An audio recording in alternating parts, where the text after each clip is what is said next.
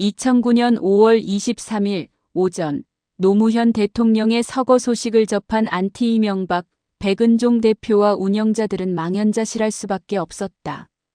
2004년 노무현 대통령 탄핵 당시 분신으로 수구기득권에게 항거했던 백은종 대표는 2008년 3월 안티 이명박 대표가 되면서부터는 봉하마을조차 방문하지 못했다. 백은종 대표의 안티 이명박 활동으로 노무현 대통령에게 행여패라도 입힐까 하는 우려 때문이었다. 그런 이유로 노무현 대통령의 귀향 후 수많은 국민이 봉하마을을 방문했음에도 안티 이명박 운영자들은 봉하마을 방문을 피해야만 했다.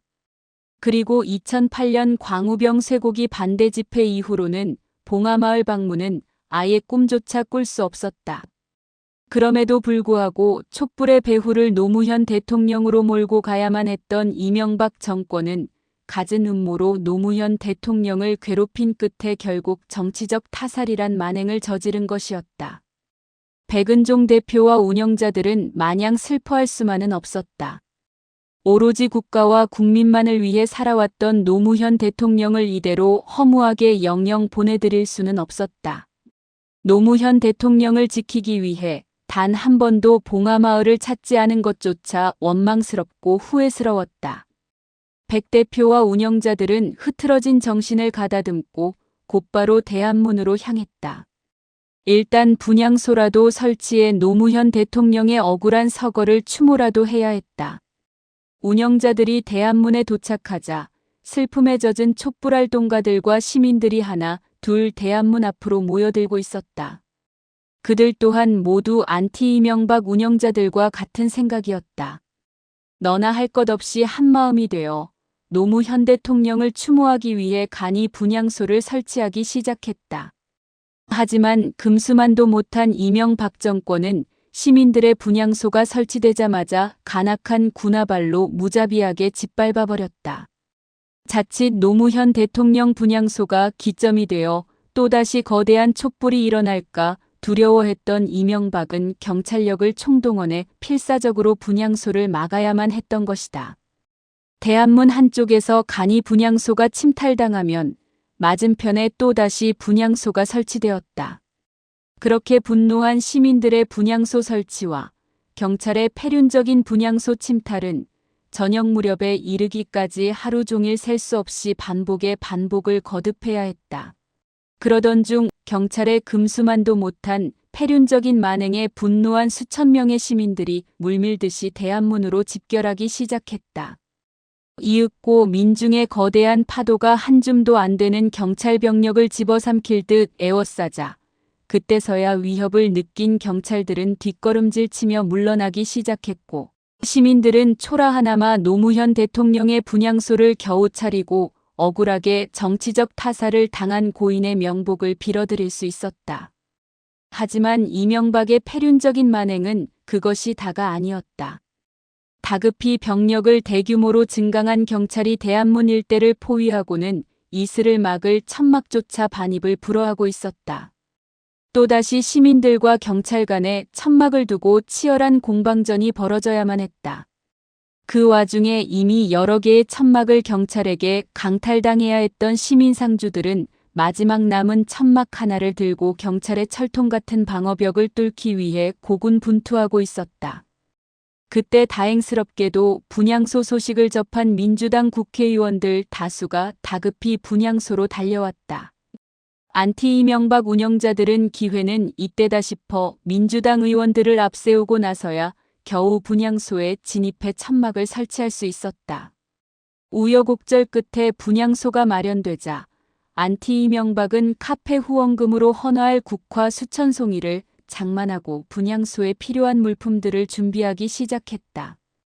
또한 대안문 분향소 소식을 접한 국민들이 전국에서 생수나 컵라면 등 분향소 운영에 필요한 물품들을 속속 보내오기 시작했다. 그렇게 국민들이 하나하나 보내온 후원 물품들이 하루도 되지 않아 산더미처럼 쌓일 정도로 노무현 대통령의 서거는 전국민적인 통한의 아픔이 아닐 수 없었다. 국민들의 조문행렬은 자정이 넘어서도 끊이질 않았다. 조문객들은 자신의 차례를 기다리며 수백 미터가 넘는 대기 행렬에서 몇 시간씩 서 있어야 했지만 그 누구도 불평하거나 자리를 벗어나지 않았다. 새벽이 오고 날이 밝아왔어도 추모객의 발길은 끊이질 않았다. 때문에 백은종 대표를 비롯한 안티 이명박 운영자들과 촛불 시민들은 밤을 지새우며 추모객을 맞이해야 했다. 수많은 자원봉사자들 또한 분향소 내의 안전과 질서 유지, 추모객 안내 등 너나 할 것 없이 모두가 한마음이 되어 노무현 대통령을 추모하기 위해 힘을 모았다. 그 덕분에 100만에 달하는 추모 물결이 노무현 대통령의 마지막 길을 함께 애도할 수 있었다. 경찰의 패륜적인 대한문 분향소 침탈. 5월 29일 오후 통안의 노무현 대통령 연결식을 무사히 마치고 장례 행렬이 장지인 봉화로 향하자마자 장례 기간 동안 억누르고 있던 분노가 일순간에 폭발한 시민들은 너나 할 것 없이 청와대를 향해 행진하기 시작했다.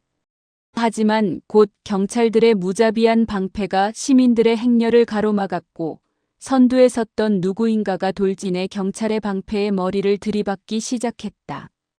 그의 얼굴은 곧 검붉은 피로 얼룩지기 시작했고 보다 못한 시민들이 나서서 만류했지만 그는 뜻을 굽히지 않고 당일 그 자리에서 자결하겠다는 뜻을 밝히며 죽기를 불사하고 있었다.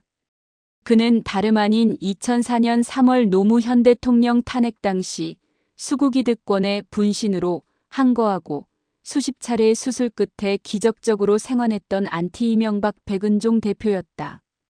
이미 목숨까지도 가차없이 던졌던 백 대표였기에 그 어떤 설득도 그를 만류하기엔 역부족이었다. 당시 안티 이명박 부대표였던 서울의 소리강전호 총괄이사는 운영자들과 논의를 거듭한 끝에 대한문 분향소를 49제까지 사수하기로 결의하고서야 다행히도 백은종 대표를 설득해 무사히 안티 이명박 사무실로 모실 수 있었다. 그러나 5월 30일 새벽 5시경 30여 명의 자원봉사자들과 3명의 안티 이명박 운영자들이 분향소를 지키고 있던 중 1000여 명의 중무장한 경찰 기동대가 몰려와 무자비하게 분향소를 짓밟는 패륜적인 만행을 일삼고야 말았다. 당시 주변을 청소하던 강전호 이사는 엉겁결에 빗자루를 들고 저항했지만 역부족이었다. 쓸어버려. 쓸어버려. 지휘관의 두 마디에 분향소는 순식간에 처참하게 짓밟히고 말았다. 강 이사는 분향소 천막 안으로 밀려들어가 바닥으로 내동댕이 쳐진 대통령 영정을 끌어안은 채 탁자에 깔려 허리를 심하게 다쳤고 상황실 천막을 지키던 운영자 사우라비와 특별회원 엑소더스는 경찰의 무자비한 군합발에 짓밟혀 갈비뼈가 골절되는 중상을 당하고 말았다. 이후 엑소더스는 지병이 악화돼 몇 달 후 결국 세상을 등지고 노무현 대통령 곁으로 영영 떠나고 말았다. 이렇듯 경찰의 야만적인 분향소 침탈에 분노한 국민 여론이 들불처럼 타오르자 경찰청장은 작전 지역을 벗어난 의경의 실수라며 끝까지 국민을 기만하려 했지만 당시 경찰 지휘관들의 무전 녹취록이 공개되면서 이명박 정권이 계획적으로 분향소를 침탈했음이 명명백백히 밝혀졌다. 그러나 부끄러움도 반성할 줄도 모르는 이명박 정권은 2009년 6월 24일 새벽 또 다시 용역 깡패까지 동원해 분향소를 재차 침탈하는 패륜을 또 다시 자행하고야 만다. 패륜아 서정갑의 야만적인 분향소 침탈 사건. 간악한 경찰의 패륜적인 분향소 침탈 사건으로 인해 지지율이 급락한 이명박 정권이 더는 대한문 분향소에 간섭하지 못하게 되면서 분향소는 다시 평온을 되찾고 시민들의 자발적인 참여와 추모가 끊이지 않고 있었다. 하지만 그것도 잠시였다. 천하의 패륜아 이명박은 절대로 국민들의 자발적인 노무현 대통령 추모를 그대로 관망만 할 위인이 아니었다. 6월 23일 오후 갑자기 경찰들이 몰려와 추모객들을 마구잡이로 체증하기 시작했다. 이에 놀란 시민들이 백은종 대표에게 몰려와 하소연하기에 이르렀고 경찰의 만행에 분노한 백 대표는 체증을 하고 있는 경찰에게 다가간 추모객들이 범죄자도 아니고 단지 고인을 추모하려는 시민들을 왜 체증하는 것이냐? 당장 그만둬라. 며 강하게 항의하기에 이르렀다. 그런데 경찰이 뜬금없이 백 대표를 에워싸더니 미란다고지도 없이 불법적으로 체포해 분향소 외곽에 감금하기에 이른다. 느닷없는 경찰의 만행에 분노한 시민들이 거세게 항의하면서 소란이 벌어지자 급히 상황실 천막에서 뛰쳐나온 강전호 이사가 상황 파악을 하고자 백 대표가 감금된 장소로 이동할 때였다. 무전을 받은 경찰 지휘관이 갑자기 강 이사를 가리키며 체포해 소리쳤고 곧 방패를 든 10여 명의 경찰 병력이 강 이사를 에워싸더니 백 대표 옆으로 끌고 가 감금하기에 이른다. 곧 증원된 수백 명의 경찰이 백 대표와 항의하는 시민들 사이를 갈라놓았고 백 대표와 강 이사는 경찰서로 강제 이송되어 유치장에 수감되었다. 당시 경찰은 백은종 대표와 강 이사가 경찰의 체증 카메라를 훼손하고 폭행했기에 체포해서 연행했다는 터무니없는 주장을 일삼았지만 이는 무고한 시민을 체포하기 위한 경찰의 상습적이고 불법적인 악습 중의 하나였다. 앞서 2009년 5월 초 경찰이 도로가 아닌 인도에 있던 노동자들을 느닷없이 마구잡이로 연행하면서 논란이 일어났었다. 당시 야당 의원들의 강한 반발에 경찰의 무전 녹취록이 공개되면서 큰 파장이 일어났는데 인도에 있으면 체증해 항의하면 다 잡아들여 라는 내용이었다. 한마디로 당시 이명박 정권에서는 법도 규정도 없는 무법자들의 시대였던 것이다. 하지만 이는 이명박의 패륜적인 만행의 시작에 불과했다. 6월 24일 새벽 5시 백 대표와 강 이사가 경찰 유치장에 갇힌 사이 이명박 정권으로부터 자금 지원을 받고 있던 서정갑이 무려 150여 명의 용역 깡패를 동원해 대한문 분향소 주변에 집결시켰다. 분향소 주위를 지키고 있던 경찰들은 서정갑을 위시한 폭도들이 가스총과 쇠파이프로 무장하고 있었음에도 불구하고 아무런 제지도 없이 관망만 하고 있었으며 폭도들이 함성을 지르며 분향소로 쳐들어갔을 때도 그냥 구경만 하고 있었다.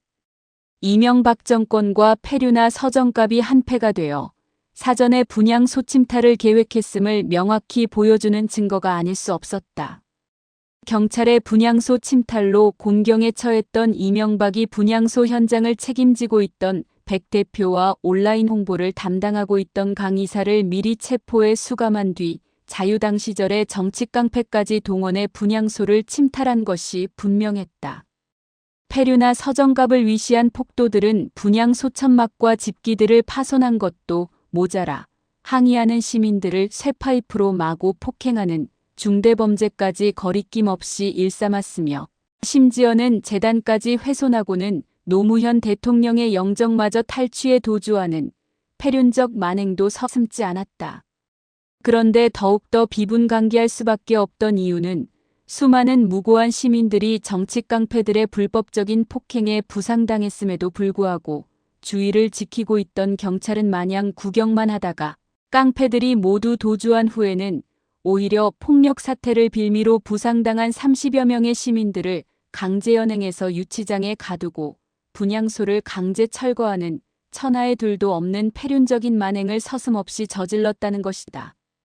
심지어는 한 여성이 목소리 높여 항의했다는 이유만으로 여경 4명이 달라붙어 강제로 연행하는 불법까지도 서슴지 않았다. 그리고 수백 명의 경찰들이 대한문을 가득 메우고 나서야 그날 밤 백은종 대표와 강 이사를 석방했다. 이후 경찰의 원천 봉쇄로 분향소 설치가 아예 불가능했지만 백은종 대표는 이에 굴하지 않고 홀로 경찰에게 겹겹이 둘러싸인 채 빈 분향소 터를 지켜나갔다. 이와 같은 경찰의 패륜적인 만행이 입소문을 타고 번지면서 이명박 정권에 대한 여론은 점점 악화되기 시작했으며 결국 경찰은 노무현 대통령의 49제를 앞두고 대한문에서 철수할 수밖에 없었다. 그리고 민주시민들은 빈약하나마 정성껏 49제를 모시며 고인의 깊은 한을 조금이나마 덜어드릴 수 있었다.